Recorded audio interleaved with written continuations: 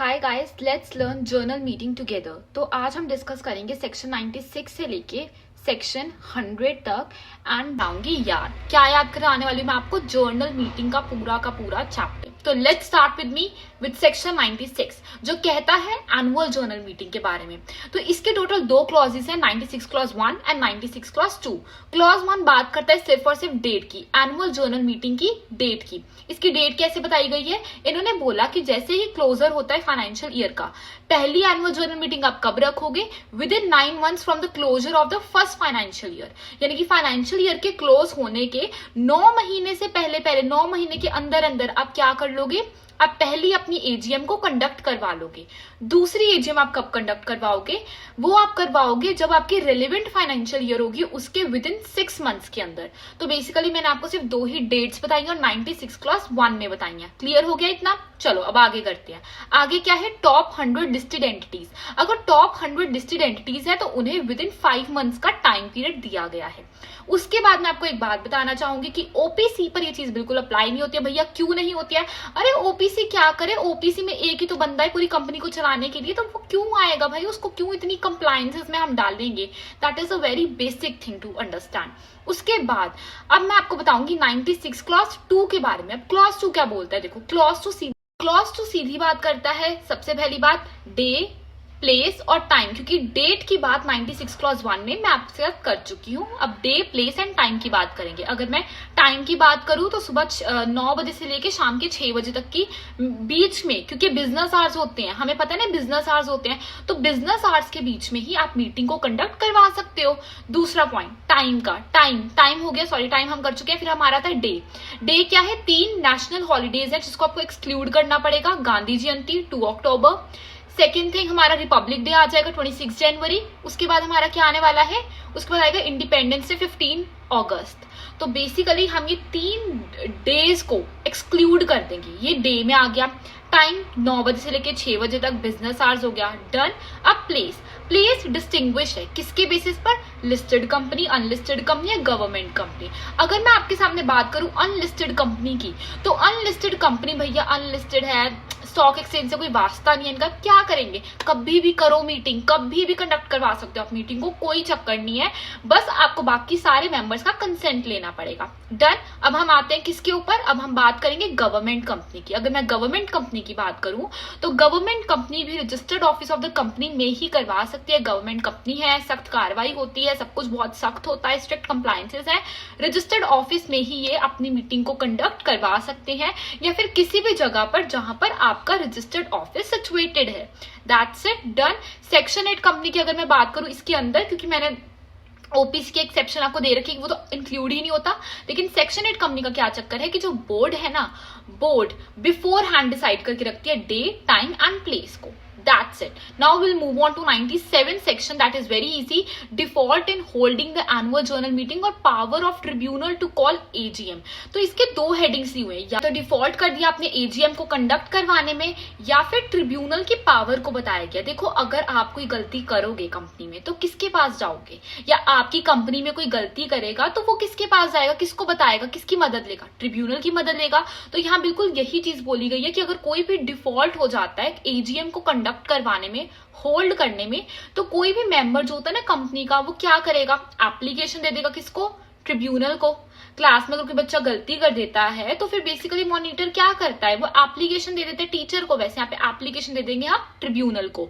ठीक है, क्या बोलेंगे हम ट्रिब्यूनल को कि प्लीज ट्रिब्यूनल भैया कुछ तो करो, कुछ कॉल करो, कुछ डायरेक्ट करो, कुछ डायरेक्शंस दो हमें कि हम क्या करें आगे, हमें कुछ बताओ। तो वही है, अगर कोई भी डिफॉल्ट हो जाता है in holding the AGM, then any member of the company application दे सकता है किसको? ट्रिब्यूनल को दे सकता है। ठीक है, कि प्लीज हमारी जर्नल मीटिंग में हेल्प करो, एंसीलियरी या फिर कॉन्सिक्वेंशनल डायरेक्शंस को दिया जाए। ठीक है, यानी कि सोच समझ के जो भी रिजल्टिंग डायरेक्शंस आप दे सकते हो आप उसे दे दो, डन। That's it. बस इसमें एक एक्स्ट्रा पॉइंट बता देती हूँ, द डायरेक्शन में इंक्लूड, डायरेक्शन में क्या क्या इंक्लूड हो सकता है कि जो एक मेंबर होता है ना कंपनी का, डायरेक्शन में इंक्लूड हो सकता है कि जो एक मेंबर होता है कंपनी का वो प्रेजेंट इन पर्सन होना चाहिए या फिर प्रॉक्सी होना चाहिए।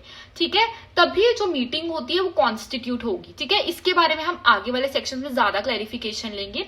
Further will move on to 98 section. अभी तक मैंने वो कितने करवा लिए हैं? 2 करवाए हैं। हैं। सबसे पहला 96 जिसमें हम एनुअल जर्नल मीटिंग की बात करते हैं, फिर 97 की डिफॉल्ट हो गया भैया मेंबर से, या फिर पावर क्या है ट्रिब्यूनल की। और मैं आपको बता दूं कि 97 and 98 section are almost similar, बस माइनर डिफरेंसेस है इसमें।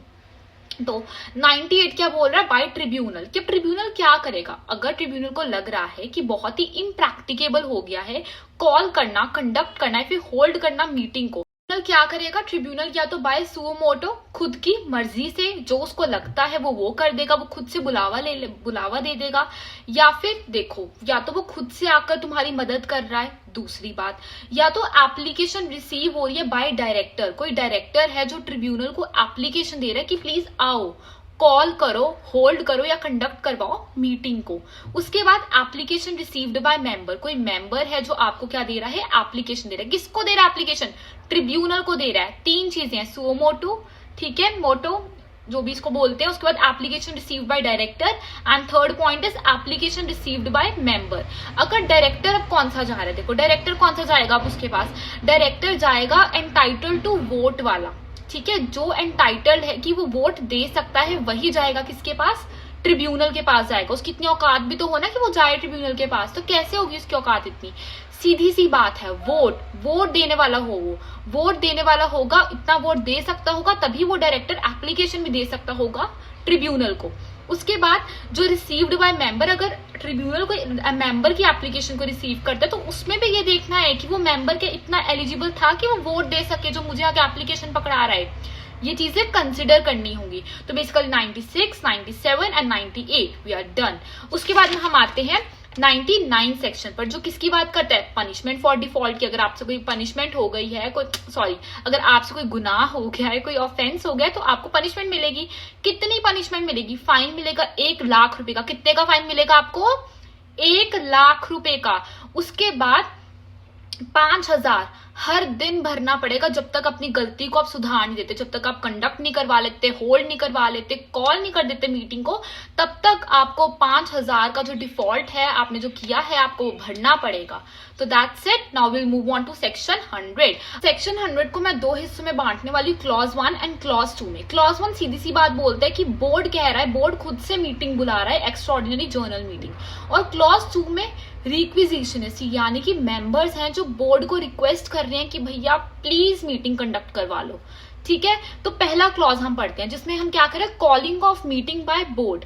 तो बेसिकली जब बोर्ड मीटिंग को बोल रहा है, बोर्ड करवा रहा है मीटिंग कंडक्ट, ठीक है, एक्स्ट्राऑर्डिनरी जर्नल मीटिंग, तो उसका प्लेस ऑफ ईजीएम क्या होगा, इंडिया के अंदर होगा। लेकिन इसकी एक छोटी सी एक्सेप्शन है, वैसे तो इंडिया के अंदर ही हमेशा ईजीएम को रखा जाता है, लेकिन एक्सेप्शन क्या है कि wholly owned subsidiary of a company incorporated outside India. अगर कोई होली ऑन सब्सिडरी है एंड वो इंडिया के बाहर इनकॉर्पोरेट हुई थी, तो उसका इंडिया में कंडक्ट होना is not important, that is an exception. Done. अब हम आते हैं 100 क्लॉज 2 पे, जो कि बहुत ही इंपॉर्टेंट सेक्शन है। So basically calling of meeting by board on requisition. तो बेसिकली यहाँ पे रिक्वेस्ट दी जा रही है, लेकिन आपको पता है ये ना औकात का मैटर बहुत देख लेते हैं। ये कहते हैं कि देखो भाई, क्या तुम ऐसे हो कि तुम आओ और हमें रिक्वेस्ट कर पाओ। तो पहले हम मेंबर्स देखेंगे कि कौन से ऐसे मेंबर्स हैं जो बोर्ड को रिक्वेस्ट कर सकते हैं कि प्लीज मीटिंग को कंडक्ट करवा दो। तो कौन से मेंबर्स बोल सकते हैं बोर्ड को, पहले वो वाले members, depending upon company having a share capital, company not having a share capital. देखो कैसे आपको पूरा वो इतना ज्यादा मिक्सअप कर देते हैं, बट चक्कर कोई नहीं है, सीधी सी बात है।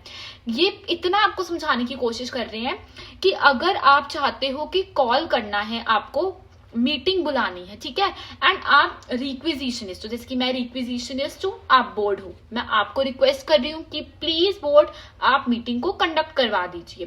तो क्या मैं एलिजिबल हूं कि मैं आपको इतना बोल सकूं? तो उसके लिए मुझे इन चीजों में आना पड़ेगा।